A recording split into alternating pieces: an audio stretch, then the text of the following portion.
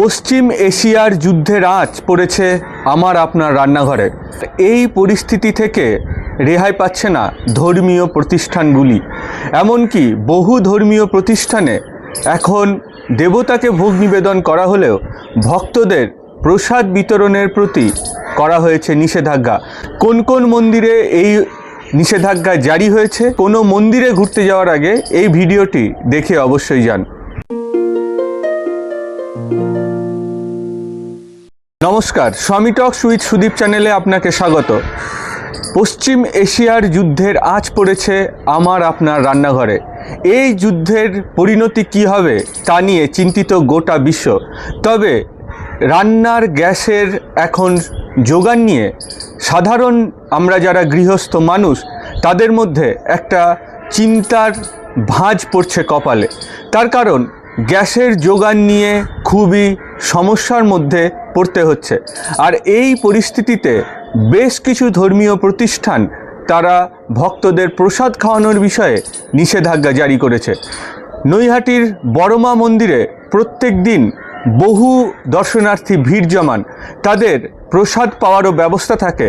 মন্দির কর্তৃপক্ষ অত্যন্ত যত্ন করে মায়ের ভোগের প্রসাদ ভক্তদের খাওয়ান, কিন্তু এই পরিস্থিতিতে সেখানে বিজ্ঞপ্তি জারি করে নিষেধাজ্ঞা করা হয়েছে ভক্তদের প্রসাদ বিতরণের ওপর। পাশাপাশি বাগবাজারে মায়ের বাড়ি যেটি রয়েছে সেখানে প্রতিদিন বহু মানুষ বাগবাজার যান, মায়ের বাড়িতে মাকে দর্শন প্রণাম করে তারপরে প্রসাদ পান। আপনারা জানেন বাগবাজারের এই সেই বিখ্যাত বাড়ি, এখানে মা দীর্ঘদিন ছিলেন এবং এই বাড়ির ঠিক কয়েক পা এগিয়ে গেলেই উদ্বোধন কার্যালয়, যে উদ্বোধন কার্যালয় থেকে রামকৃষ্ণ বিবেকানন্দ সাহিত্যের প্রকাশনার একটি গুরুত্বপূর্ণ প্রতিষ্ঠান। এই বাগবাজারে মায়ের বাড়িতেও বিজ্ঞপ্তি জারি করে জানিয়ে দেওয়া হয়েছে ভক্তদের প্রসাদ আপাতত বন্ধ থাকছে। বাগবাজার থেকে আরেকটু এগিয়ে গেলেই বলরাম মন্দির। এই বলরাম মন্দিরে ভক্তদের বসিয়ে প্রসাদ খাওয়ানোর ব্যবস্থা না থাকলেও ভক্তদের হাতে হাতে প্রসাদ দেওয়া হতো। তবে এই পরিস্থিতিতে সেটিও বন্ধ রাখার সিদ্ধান্ত নিয়েছে মন্দির কর্তৃপক্ষ। মঠের পক্ষ থেকে আর্জি জানানো হয়েছে পরিস্থিতি স্বাভাবিক না হওয়া পর্যন্ত কেউ যেন প্রসাদ পাওয়ার জন্য আবেদন না করেন। পশ্চিম মেদিনীপুরের সতীপীঠ বর্গভীমা মন্দির, তমলুকে এই মন্দির অবস্থিত।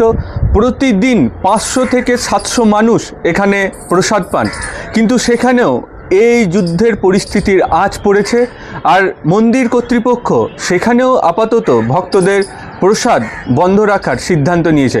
তবে এই সব মন্দিরের সিদ্ধান্ত হলেও বেলুড় মঠ কর্তৃপক্ষ কিন্তু এখনও ভক্তদের প্রসাদ বসিয়ে প্রসাদ খাওয়াচ্ছেন। বেলুড় মঠে প্রতিদিন 1 থেকে 1,500 মানুষের জন্য রান্না করা হয়। ঠাকুরকে অর্থাৎ শ্রীরামকৃষ্ণ দেবকে ভোগ নিবেদনের পর সেই প্রসাদ খান সাধু ব্রহ্মচারী থেকে ভক্তরা। প্রত্যেক দিন 1,500 থেকে 2,000 লোকের রান্না হয়। রবিবারে সেই সংখ্যাটা আরও বেড়ে যায়। তবে এই পরিস্থিতিতেও কিন্তু বেলুড় মঠে গেলে আপনি প্রসাদ পাবেন। দুপুরের যে প্রসাদ ভক্তদের দেওয়া হয় সেখানে থাকে ভাত, ডাল, তরকারি, চাটনি, পায়েস সহ বিভিন্ন ধরনের খাবার। রোজ এই খাবার তৈরি করতে লাগে বিপুল জ্বালানি। এই পরিস্থিতিতে কিভাবে বেলুড় মঠ মোকাবিলা করছে তার উত্তরে সেখানের দায়িত্বে থাকা মহারাজেরা জানিয়েছেন যে বেলুড় মঠে যে ভোগ রান্না এবং সাধারণ মানুষের যে রান্না, সেখানে এলপিজি সিলিন্ডারের পাশাপাশি রয়েছে বায়োগ্যাস প্ল্যান্ট। বেলুড় মঠে রয়েছে নিজস্ব গোশালা, আর সেখান থেকেই গোবর গ্যাস তৈরি করা হয়। এছাড়া সৌর বিদ্যুৎ উৎপাদনের জন্য বড় সোলার প্যানেলও লাগানো রয়েছে। সেখান থেকে যা বিদ্যুৎ তৈরি হয় তা দিয়ে জল গরম করা হয়। যুদ্ধকালীন পরিস্থিতিতে এলপিজির ঘাটতি হলেও গোবর গ্যাস দিয়ে আপাতত পরিস্থিতি মোকাবিলা করছে বেলুড় মঠ। বেলুড় মঠের পাশাপাশি দক্ষিণেশ্বরেও এই পরিস্থিতিতেও ভক্তদের জন্য প্রসাদ বিতরণের ব্যবস্থা রেখেছে মন্দির কর্তৃপক্ষ। এখানে প্রত্যেক দিন 300 থেকে 500 মানুষ মায়ের প্রসাদ খান। এই পরিস্থিতিতে দক্ষিণেশ্বরে প্রসাদ বিতরণ বন্ধ হয়নি। মন্দির কর্তৃপক্ষ জানিয়েছেন যদি সেই পরিস্থিতি আসে তাহলে সেটা তখন দেখা যাবে। দক্ষিণেশ্বর মন্দির থেকে একটু এগিয়ে গেলেই রয়েছে আদ্যাপীঠ। এই আদ্যাপীঠ মায়ের কাছে প্রত্যেক দিন দুবেলা মিলিয়ে প্রায় 10,000 মানুষের জন্য মায়ের ভোগ রান্না হয়, তারপর তা ভক্তদের মধ্যে বিতরণ করা হয়। এই পরিস্থিতিতে কিভাবে মোকাবিলা করা হচ্ছে, ব্রহ্মচারী মুরাল ভাই তিনি জানিয়েছেন যে মায়ের আদেশে 500 জন মানুষকে নরনারায়ণ সেবা করতে হবে, আর এইটা যদি কমে যায় তাহলে মায়ের ভোগ সম্পূর্ণ হয় না। তাই এই পরিস্থিতিতে জৈব জ্বালানির সঙ্গে ডিজেলের উনুনের ব্যবহার করা হচ্ছে। বর্ধমানের অধিষ্ঠাত্রী দেবী সর্বমঙ্গলা, এই পরিস্থিতিতে এখানে অনির্দিষ্টকালের জন্য ভোগ বিতরণ বন্ধ করে দেওয়া হয়েছে। এখানেও গড়ে প্রায় 500 জন মানুষ প্রসাদ পান এবং প্রত্যেক দিন 4 থেকে 5টি সিলিন্ডার লাগে। কিন্তু এই পরিস্থিতির কথা বিবেচনা করে আপাতত ভক্তদের প্রসাদ বিতরণ বন্ধ রাখা হয়েছে। কিভাবে এই পরিস্থিতি মোকাবিলা হবে তা বোঝা যাচ্ছে না, বুঝে উঠতে পারছেন না সাধারণ মানুষেরা। ঠাকুরের কাছে প্রার্থনা করুন সকলে মিলে, যাতে এই পরিস্থিতি স্বাভাবিক হয় আর সাধারণ মানুষের এই দুর্ভোগ কমে যাক।